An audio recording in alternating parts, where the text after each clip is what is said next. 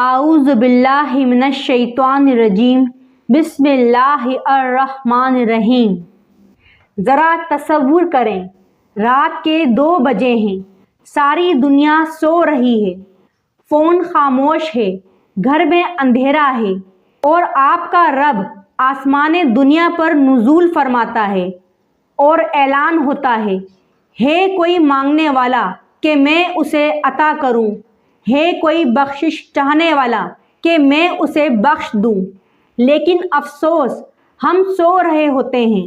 محترم سامعین، اگر آپ کی دعائیں قبول نہیں ہو رہی، اگر رزق میں تنگی ہے، اگر اولاد نہیں ہو رہی، اگر گھر میں سکون نہیں، اگر دل بے چین ہے، تو شاید آپ نے تہجد کی طاقت کو ابھی تک آزمایا نہیں۔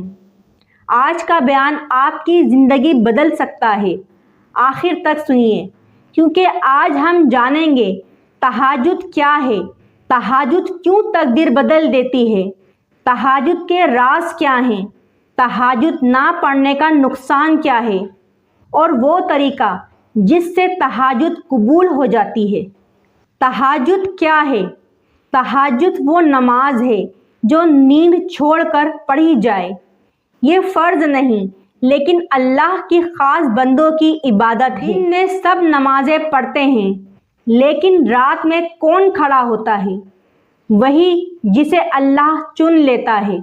تہجد پڑھنے والوں کا مقام اللہ قرآن میں فرماتا ہے، رات کو کم سوتے تھے اور سحری کے وقت استغفار کرتے تھے۔ یعنی تہجد والے عام لوگ نہیں ہوتے، وہ اللہ کے دوست ہوتے ہیں۔ ہماری زندگی میں بے سکونی کیوں؟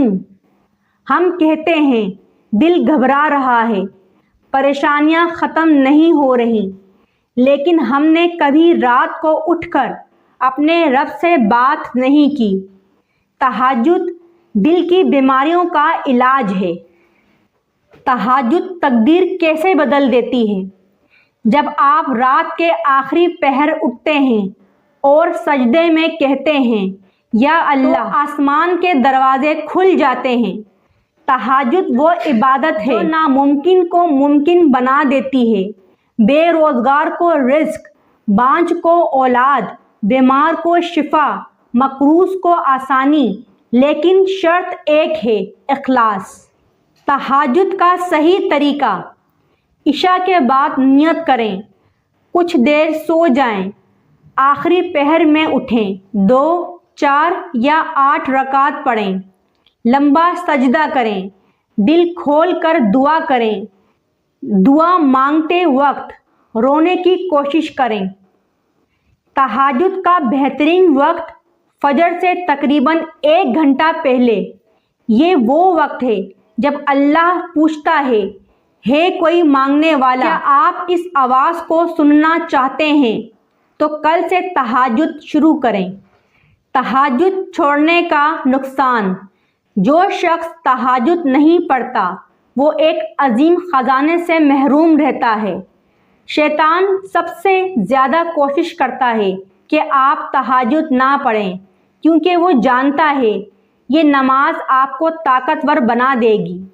تہجد کی طاقت کی حقیقت: آپ کی زندگی میں جو سب سے بڑی تبدیلی آئے گی وہ سکون ہے۔ تہجد پڑھنے والا کبھی ٹوٹتا نہیں، کیونکہ وہ رات کو اپنے رب کے سامنے رو لیتا ہے۔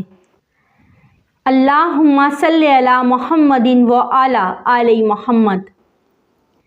یا اللہ، ہم کمزور ہیں، ہم سست ہیں، ہمیں تہجد کی توفیق عطا فرما۔ یا رب، ہمیں وہ بندہ بنا دے جو رات کو اٹھ کر تجھ سے بات کریں۔ یا اللہ، جو یہ بیان سن رہا ہے، اس کے دل کی ہر جائز حاجات پوری فرما، اس کی مشکل آسان فرما، اس کو اولاد عطا فرما، اس کے رزق میں برکت دے، اس کی بیماری دور کر دے۔ یا اللہ، ہمیں تہجد کی لذت عطا فرما اور ہمیں اپنا خاص بندہ بنا لے۔ آمین یا رب العالمین۔